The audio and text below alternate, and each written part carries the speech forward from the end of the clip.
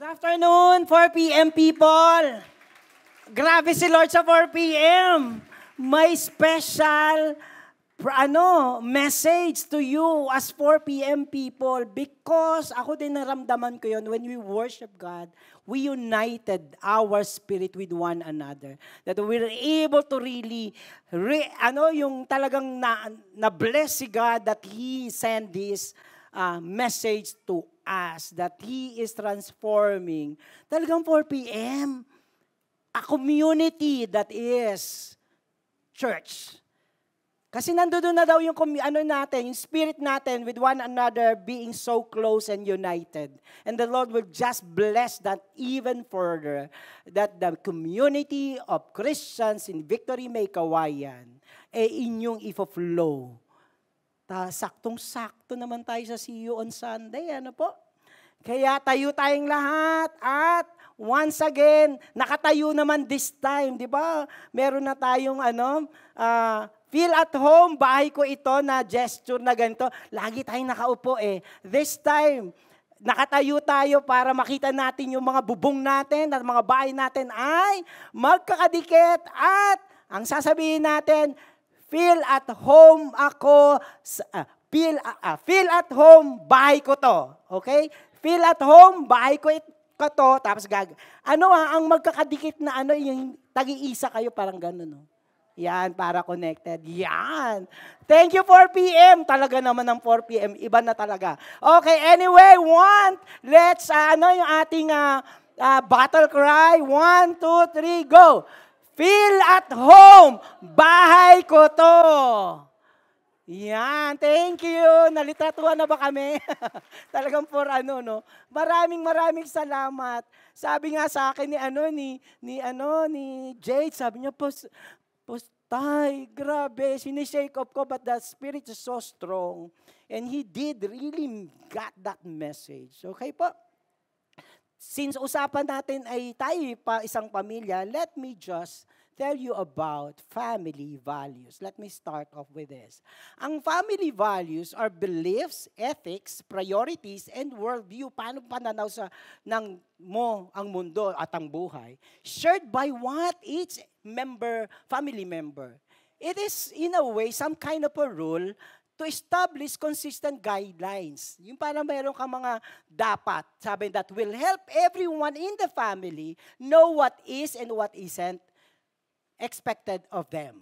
Ito ganon. Parang it encourage family members to take responsibility for their own behavior and to be contributing members of the family. Ang sarap ng family values.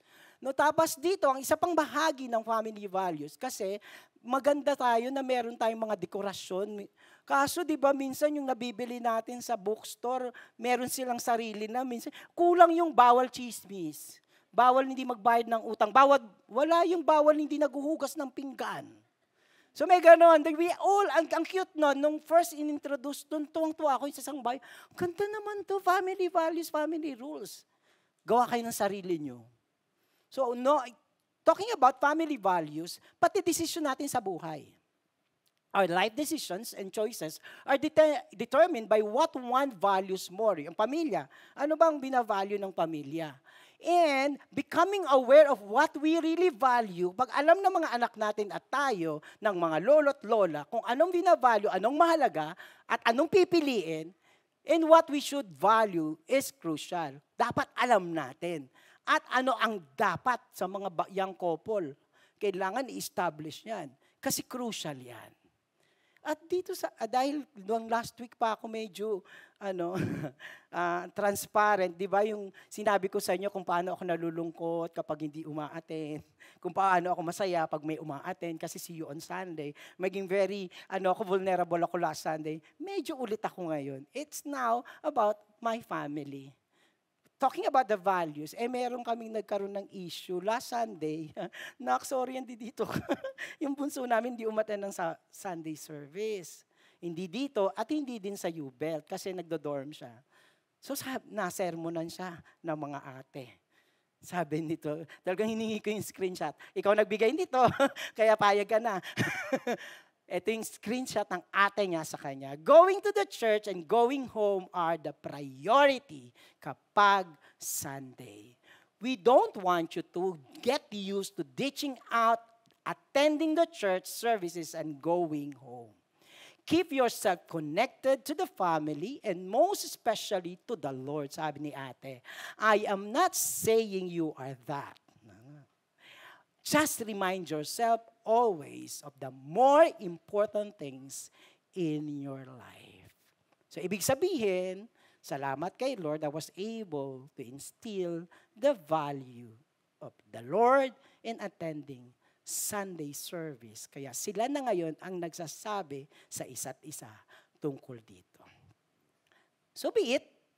This is our new series at pangalawang and final series na natin. Kaya see you on Sunday. Ibig sabihin, gaano ba ka-importante? Parte ba ito ng family values or ikaw, personal values mo ba ang umattend lagi ng Sunday service? Let me ask everyone to please stand up and let us read our text, Hebrews 10:19 to 25. Okay, that is in page 584. Bilang bahay ko to, sabay-sabay po tayo. Nasa same pages na pa ba tayo? Page 584. Yan. Yan, walang iniiwan sa pamilya. No one is left out. Aantayin namin kayo. Okay, let's read. Therefore, brothers, since we have confidence to enter the holy place by the blood of Jesus, by the new and living way that He opened for us through the curtain, that is, through His flesh, and since we have great priest over the house of God, let us draw near with a true heart in full assurance of faith, with our hearts sprinkled clean from an evil conscience, and our bodies washed with pure water. Let us hold fast the confession of our hope without wavering. For He who promised is faithful, and let us consider how to stir up one another to love and good works, not neglecting to meet together as is its habit of some, but encouraging one another, and all that the more as you see the day drawing near. Father, we thank you, God, for your words, especially for this afternoon. Babalik din po kami as 4 p.m. service congregation. Thank you for your message. And there's a lot more through the preaching. In Jesus' name we pray. Amen and amen. Puna po tayo. Alam niyo po ba, ang titingnan natin, why do we value, supposed to be valuing attending the church, attending the gathering, is that first and foremost, si God at ang Bible ang nagva-value ng simbahan. Kung may listahan si God ng mga sa wall, nakalagay doon church. Tapos susunod, Sunday service is valued and it is written by God in the Bible. So tingnan po natin to para higit din natin siyang makita ang rason why do we spend time and exert so much effort at we make it a priority to be here every Sunday. Number 1, we are invited by Christ Himself. Naimbitahan ka na ba? Nung bata ako, maganda yung namin sa Singgalong, pang mayayaman. Tapos nakikiupa kami sa maliit na pang mahirap na maliit na shanty. Tapos pag nagbe-birthday yung mga kalaro namin, hindi kami kasali kasi kami yung sa poor community.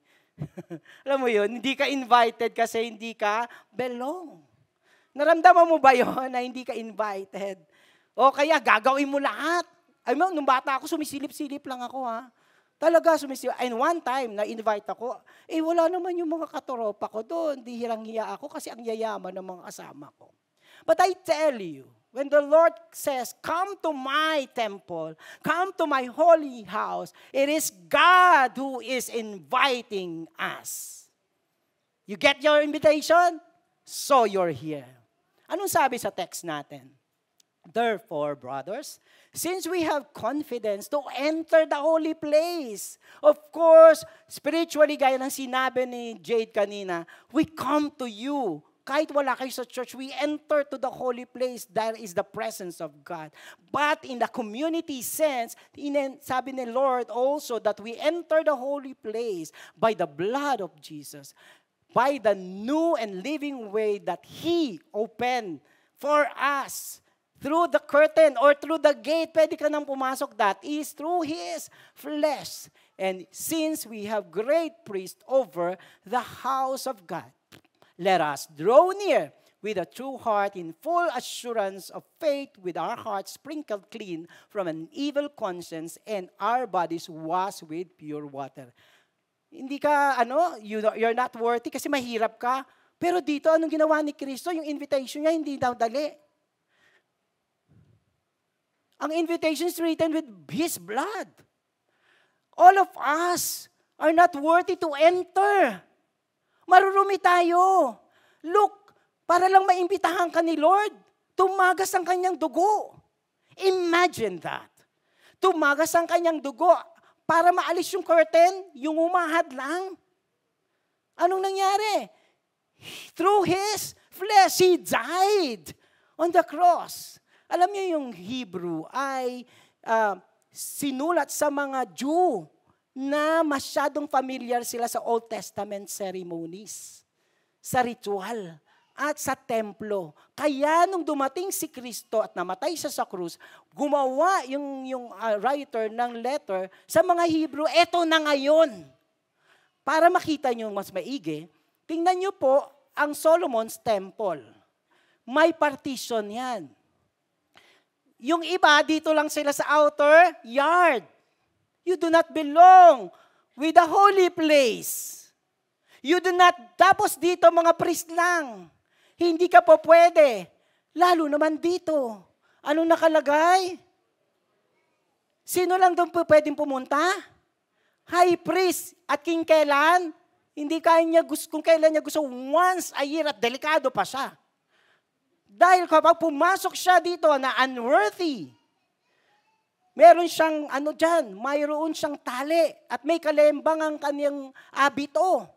Para manilinig nila na kapag kumakalembang pa yung abito, buhay pa siya. Pag hindi na, ang gagawin nila, walang pwedeng pumasok. May kurtina, 6 inches yung thick lang ha. Nakakita ka na ng tela, nang sabi nila 6 inches. Di kalahati ng ruler. Ganon siya sa kakapal. So because of the partition, because of the division, no one is allowed. But now, let us go back to our text. Since we have the great priest, yung priest nila doon, delikado, once a year, pero may great priest na tayo. Sino? Si Jesus Christ over the house of God. Kaya anong sabi niya? Halina, pasok na. Let us draw near with a true heart in full assurance of faith. Nakatuon, ganda ng lineup ng worship team. Thank you. Kaya tuloy binuhat kaming lahat. May pure heart, with a heart sprinkled clean from an evil conscience, and our bodies washed with pure water. Malinis tayo, worthy tayo, all because of the blood of Jesus. Kaya therefore, come with confidence. Ano yung sinasabi ng writer ng Hebrew? Matthew 27 verse 50. And Jesus cried out again with a loud voice and yielded up His spirit. Namatay na si Kristo. Pero ano nangyari? And behold, the curtain, balik ko lang po.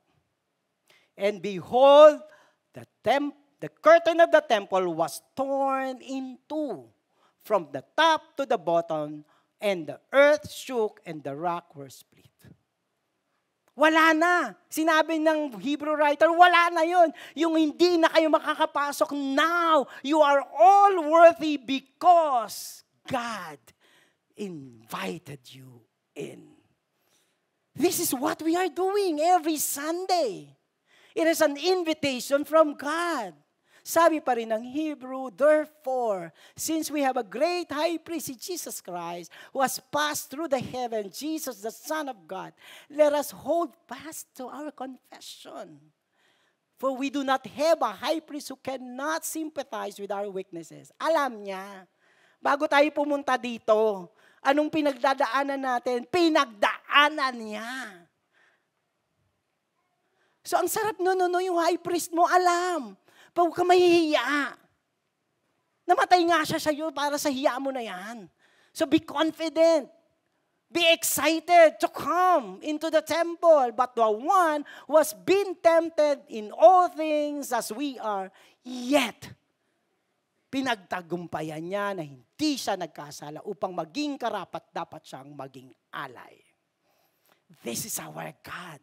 Siya yung nag-iimbita sa atin. Therefore, let us all draw near with confidence to the throne of grace so that we may receive mercy and find grace to help in times of need.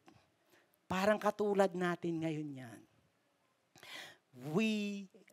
Jesus entered within the veil, the whole people, sabihin nyo nga, kami, sa bahay ko to. Symbolically entered in Him in the temple, with Him in the temple, as we have an open way to the presence of God. Grabe, kaya pala nagpasiklab si God sa presensya niya. Di ba? Kanina, it's our honor, it is our privilege. Honored ka kasi inimbitahan ka ng Lord. At pribileyo to, wag mong sayangin. Wag mong kaligtaan. Let us draw near to God. It would be a contempt of Christ to still keep at a distance. Sino nag-imbita ulit? Pag inisnab mo yung imbitasyon, sino ang kinokontempt natin? Sabi ko, Lord, kaya ko ba itong sabihin? Si Jade nga dito kanina. Sige, kung ayaw nyo mag-tights, huwag kayong mag-tights. Ang tapang-tapang eh. Bakit ako hindi magtatapang? Sino ang pinocontempt natin when we miss and neglect our Sunday and our worship and coming to God if we remain at a distance to God? Second reason, we are part of God's eternal plan. Kung nakaupo ka man ngayon, kasama ka sa pinlano ng Diyos, wala pang mundong ginagawa. Lord! Exactly yung upuan mo dyan na nandiyan ka sa unahan. Kung kailan ka naging Kristiyano, kung nag-AM ka, nag-12 ka, kung nag-4 p.m. ka, that is part of the plan of God even before the creation. It was an eternal plan to fill. And anong plano niya? Anong plano niya? To fill with awe. Even the heavenly places. I will give you the passage mamaya. Alam niyo, pati buong kalangitan, nagulat, nandito ka. Wow, ganun ba? Alam niyo po, si Paul yan, sabi niya sa Ephesians. Si Paul sabi niya, wala akong karapatan. I am the weak, I am the smallest among the apostles, kasi hindi siya kasabay. Pero kanino binigay? Ang gospel, para malaman ng mundo na hindi mga Jew, na mayroong God, for God so loved the world, na nakarating sa atin. Kanino binigay? Kay Paul. Sabi niya, and to bring to light for everyone what is the plan of the mystery, hidden for ages in God. The mystery of salvation, including not only Israel, but the Gentile world, the Filipino and the taga-May kawayan. Kasama, who created all things. Tingnan niyo po. So that through us, the manifold wisdom of God might be made known. Kanino? Not only to the world, to the rulers and authorities in heavenly places. Wow! Ang kalangitan. To seeing us here, coming to God, knowing Jesus died for us is a aha moment in the heavenly places. Sila ba talaga? Dadalin ang kapahayagan tungkol sa wisdom ng God. Sila? Pwede naman mga anghel. Pero anong pinili ng Diyos? Ikaw at ako. We are honored and privileged. This was according to eternal purpose. Yan yung sinabi ko sa inyo. Bago pa nilikha ng mundo, planado na ng Diyos sa simbahan niya ang magpapahayag ng pagliligtas ni Jesus at ng kaniyang pagmamahal that He has realized in kanino natupad sa pamamagitan ni Kristo ang ating Panginoon. Ang sarap nito pakinggan at basahin. In whom we have. Grabe! Sino BFF natin? Diba? We have boldness and access with confidence through our faith in Jesus Christ. Si God yun. Si Kristo yun. So may boldness tayo. Minsan nga, luluko-luko pa tayo di ba? Pero Lord, pag gumanyan na tayo, wala na, may boldness na May kumpiyansa ka kasi sinabi ng Diyos, mahal kita, punta ka lang sa akin. Huwag naman kung kailan lang may kailangan ka, ha? We are invited by Christ Himself to confidently, kahit may problema, kahit gumawa ng kalokohan, confidently, kasi si God ang nag-imbita sa'yo at naglilinis sa atin. And, wag once a month. Wag parang insurance every quarter, semi-annual, annually. So, first time na ganitong topic, kaya babanatan na natin ng sa joke lang. Ibanatan yung term. I-explain na natin ang gusto yun. Enter His holy place and this gathering. Let's go further. From personal, yung Hebrew writer, hindi na lang personal. We are a community, and so with them, nung sinulatan niya. Kaya, and let us consider how to stir up one another to love and good works. We are one bahay. So sabing ganito, consider one another. Ba't kaya siya wala? Ang term na ginamit ng consider ay looking diligently into the account, the concern and circumstances. It denotes attentive, continuous care. Meron ba ditong ang tagal nang hindi uma-attend? Nakilala mo?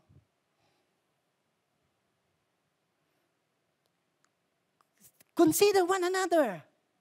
Bakit kaya? Ang nakalagay pa next, nung inaaral ko siya, to consider under suffering, baka or sorrowful yung kanyang circumstances, may sakit, may under affliction, kaya hindi nakakapunta, o kaya nalululong sa anumang kalulungan na nakakalimutan si God. We cannot just go here and sabi, ay saya ko, tapos uwi na ako, I don't care about you. It is not the plan of God. The plan of God is we become families. Isipin mo rin kapag hindi ka umintan, may malulungkot. Lalo na crush ka nun. Joke lang. Lalo na yung mga pastor, nalulungkot kami. Nag-aalala kami. At kung paano namin kayo i-reach out. Kamusta na ba? Isang buwan ka nang nawawala. Hindi kami pakailamero. That is our call. Because we consider one another.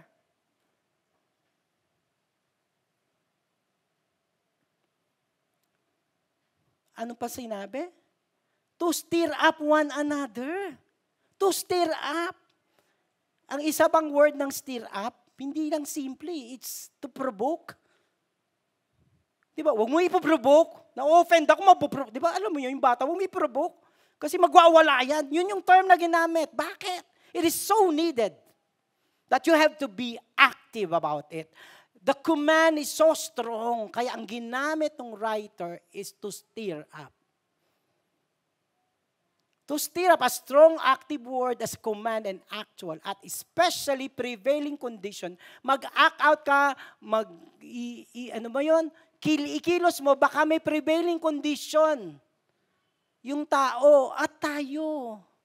Hindi lang naman tayo yung, ikaw din. Alam nyo kanina, may paregalo sa akin si God. Ang hirap palang masanay na L1:13 umaga pa lang, dito ka na. Tapos pagdating mo nga hapon, hindi ako nagreklamo. Pagdating mo hapon, may discipleship class ka. Tapos pupunta ka ng 4 p.m., magsasalita ka. Hindi ako nasanay, kanina umaga. Andun ako sa bahay, natulog ako na ulit. Nagising ako, natulog ulit ako. Tapos, sarap naman so, I feel so hindi ako masyadong energetic. Sabi ko, bakit parang hindi ko sanay? Pagpasok ko ng ganyan, may bumati sa akin. Sabi, hi! Alam niyo kung sino? 1-year-old, kaba-birthday niya lang, si Elias. So, alam niyo po ba, nag-antics na siya sa akin. Nagulat talaga ako. Tingnan niyo, because you are a family, alam ng Lord. Nakita nga niya, nakatahimik lang ako sa tricycle, sa jeep. Nakatahimik lang ako. Nawawala yung parang gano'n, masanay ka palang mailikot, Pero nung sinabi niya, hi, tapos nag-antics na siya ng ngiti, gano'n. Sabi kong ginanon ko, di mo alam kung paano ka kumilos ang Diyos sa'yo. The mere presence of one another are blessing. Kaya i-steer natin, tingnan nyo, ang simple lang ni Elias, hi lang. 1,000% energized ka. Christians should endeavor to excite each other, to steer, to provoke each other, to manifest our faith. Attend ka naman. Worship tayo. Alam niyo, minsan dami nating inaalok sa mga tao eh. Gano'n, napanood mo to. Dami nating pinagkukwentuhan. Pero how about our faith? So steer one another with our faith. There is no danger and shame that Christian will ever be excited to love each other too much. May mga tao dito na sobrang grabe na hipo yung puso ko. Yung kailangan yayakapin ka. Alam mo yun? Para ipakita lang mahal na mahal ka. Alam mo yung halos durugin ka pa pag niyakap ka. At kailangan magpakita ka sa kanya, dito na po ako. Hi, alam mo yun, kung sino ka, nakapula. At since then, sa dati pa kaming simbahan, ganun na siya.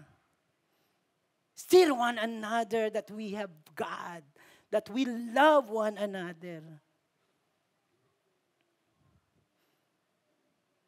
And to fulfill the stirring up, the encouragement, the concern, anong sabi ng Hebrew writer? Not neglecting to meet together as the habit of some. Anong pinaka-outlet? Anong pinaka-usual is to meet. Iba-iba buhay natin, iba-iba yung schedule natin. Pero sabi ng Lord, pag Sunday, magkita-kita kayo.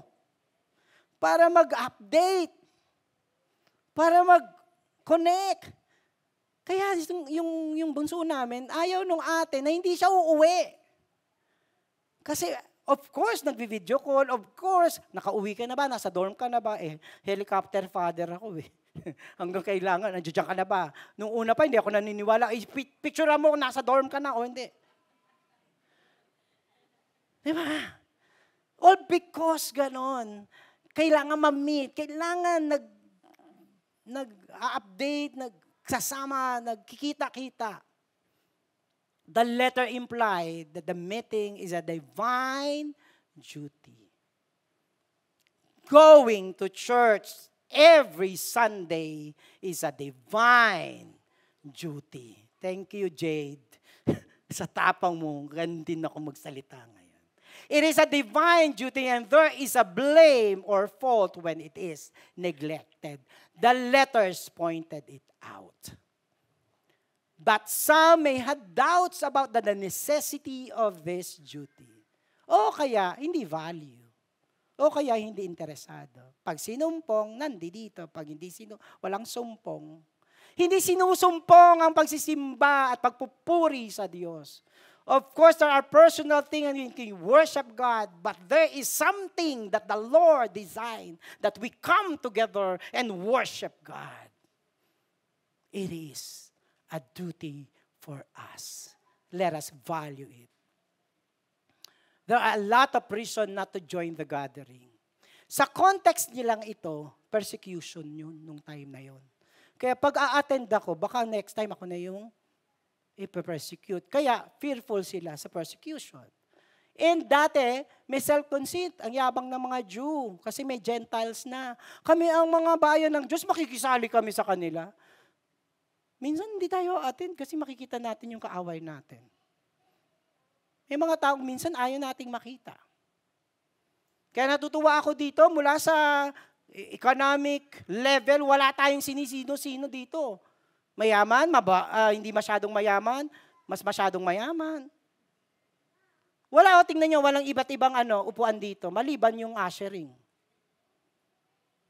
Lahat tayo ay binded together. There are personal and business engagement that people prioritize. Ang unang nawawala, simba. Sabi ko nga, patay na tayo sa 4 p.m. Malikot ang November, ang December. Pagdating ng hapon, lahat na ng lakad. Go! Assembling together should not be forsaken, for it is also forsaking God. It is our date with the Lord. The neglect are the first steps away from God, especially this becomes a habit. Una, hindi ka umaten. Tapos every other week, tapos isang buong buwan. Asaan ka na?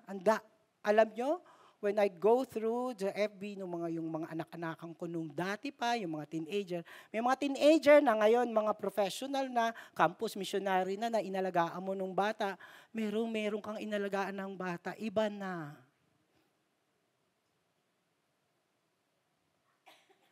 Nalayo na sila ng totally kay God. They have different values, and it hurts me to see people withdrawing and moving away from God.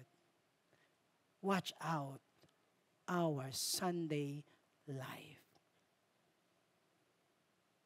The Greek espisunagoge for meeting together is only used in Hebrew, yung meeting together. Sa Hebrew lang siya, 3 beses lang siya ginamit sa New Testament. Alam nyo yung pangalawa?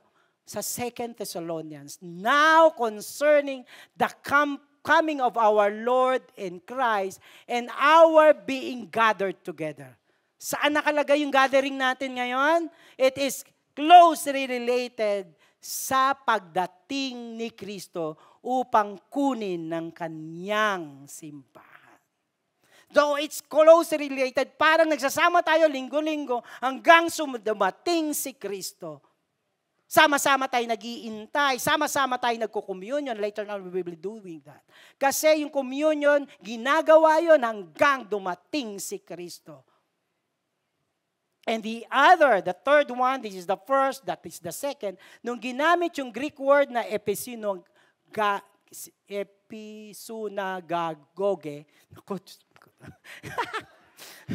hindi naman na. Hindi umabot. Okay, Matthew 24:31. Ito yung coming ni God. Ito pinag-uusapan pagdating niya. Ito dun sa coming, sa prophecy na, and He will send out His angel with a loud trumpet call, and they will gather His elect. Ito same with gathering, His elect. Sino kukunin ng Lord? Tama, lakasan mo yan. Sino kukunin ng Lord? Tayo yung kukunin niya. That's the word gathering. So this is not nonsense. But encouraging one another, And all the more as you see the day drawing near. Nung time na sinulat yung Hebrew, may persecution, di ba sabi? Dadating daw yung araw. Ang daming in-speculate ng maraming mga Bible scholars about it. And I just give you one. The day is well understood by the readers kasi nilagay lang the day lang. Parang naiintindihan. Kapag sinabi natin quarantine, alam na natin. ECQ, alam na natin. So, hindi na in-explain. So, yung the day nila, alam na, no explanation. It is an event expected to happen soon. So, dadating na yung the day. Ang sabi ng iba, yung pagdating daw ni Kristo. But, it could be the period of the destruction of the Jerusalem, or Jerusalem, kasama na yung temple, and the temple were to cease.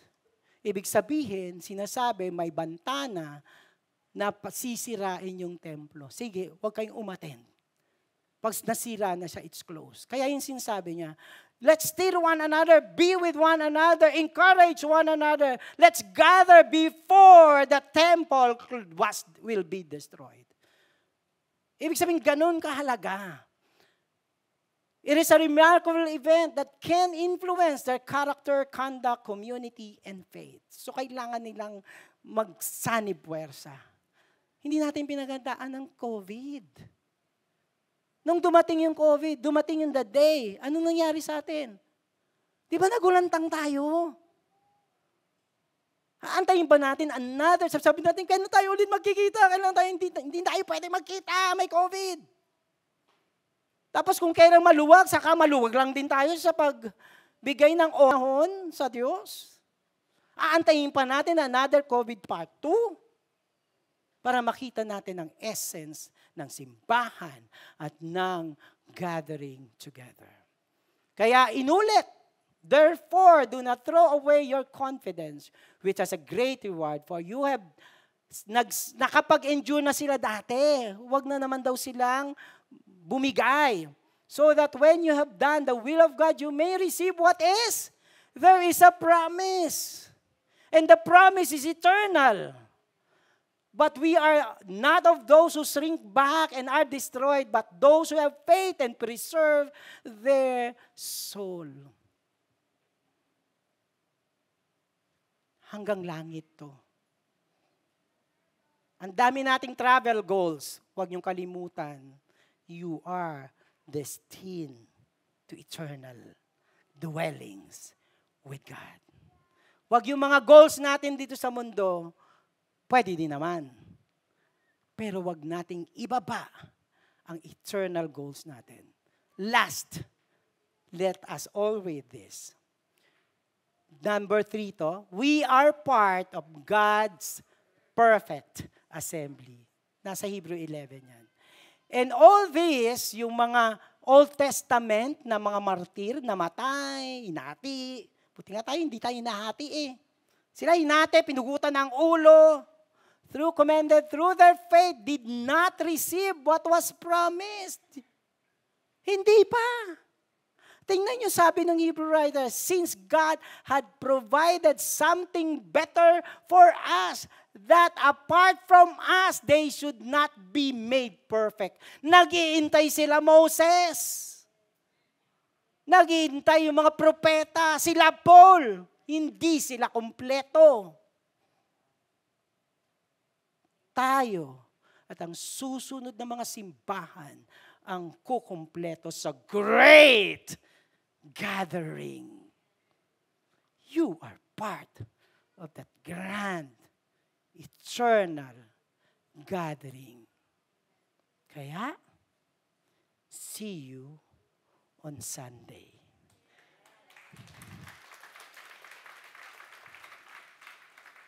This is also a communion Sunday, kaya nilagay namin sa dulo.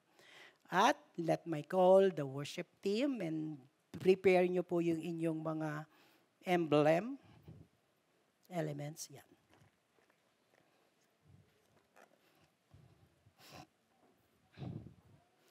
Actually, yung sinabi ni Jesus Christ, when he is talking about and Paul was talking about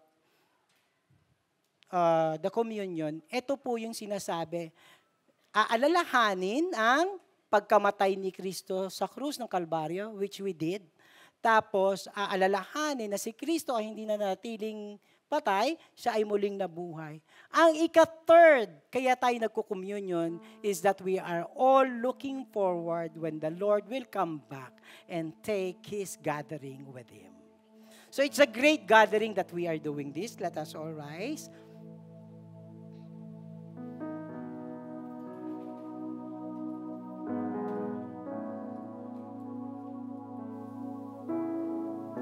Buksan na natin yung ating mga para dire-diretso tayo mamaya.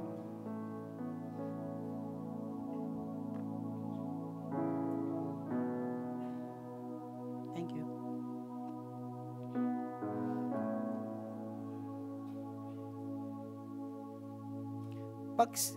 First time natin may script, so binigyan tayo ng bagong para we really have to know and really have know the significance of this. Mamaya po, pag sinabi ko, the body of Christ broken for us, sasagot kayo, thanks be to God. Tapos pag yung emblem naman ng blood niya, the blood of Christ shed for us, thanks be to God. Meron po kayong isasagot. Father, we thank you, Lord, at this time na ikaw po ang nanguna sa amin. Let us allow the worship team to, in a way, lead us here first.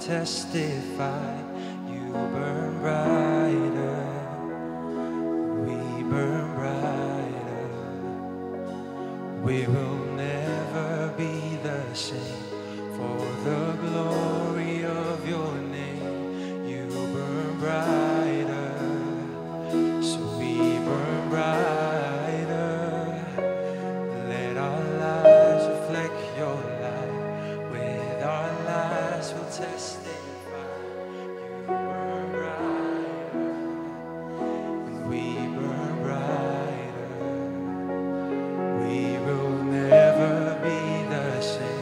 For the glory of your name, you burn brighter, so we burn brighter. Let our hearts reflect your light, with our lives we'll testify. You burn brighter, so we burn brighter. We will never be the same, for the glory of your name, you burn brighter, so we burn brighter. Let our hearts reflect your light, with our lives we'll testify.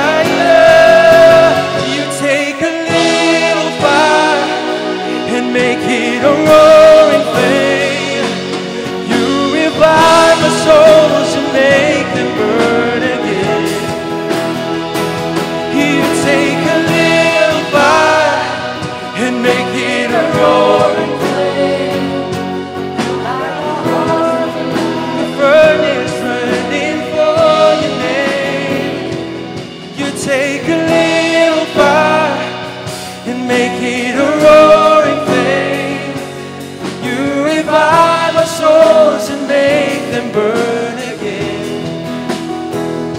You take a little fire and make it a roaring flame. Light our hearts like a furnace burning for your name. Sing, you burn brighter, we burn brighter. Church, go. You burn brighter. Let the fire of God be upon us as He promised You earlier. burn brighter, so we burn brighter. For the last time, You burn Lord, thank you. For I received from the Lord what I also received delivered to you. That the Lord Jesus, on the night that He was betrayed, took bread, and when He given thanks, He broke it and said, "This is my body, which is for you. Do this in remembrance of me." In the same way also, He took the cup after supper, saying, "This cup is the new covenant in my blood. Do this as often as you drink it in remembrance of me. For as often as you eat this bread and drink this cup, you proclaim the Lord's death until He comes." Father, we thank you. It is not a very easy way for you to open the temple for us. It is through your blood. Your body has been broken for us, that we can now enter and even right now participate in the communion, in the celebration of the salvation that we have for you, from you. Lord, thank you for your blood that cleanses us, Lord, that is symbolized by the wine, and the bread that symbolized of your broken body. Salamat. Salamat, nakakatungtong kami ngayon. Higit dito sa physical na assembly namin, mas importante that we are in your presence, in your temple. Maraming pong salamat. The body of Christ broken for you. Let us partake the body.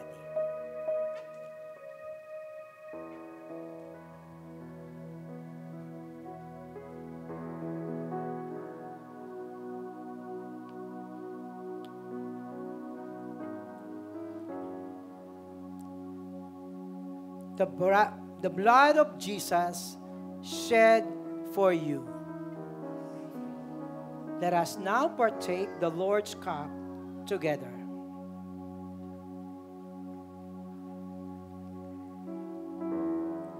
Stay in the presence of God.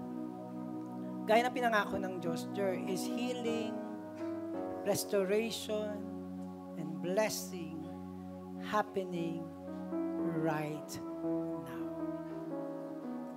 Salamat po. Marami pong salamat. Ito po ang aming samot dalangin sa pangalan ni Jesus. Amen and amen.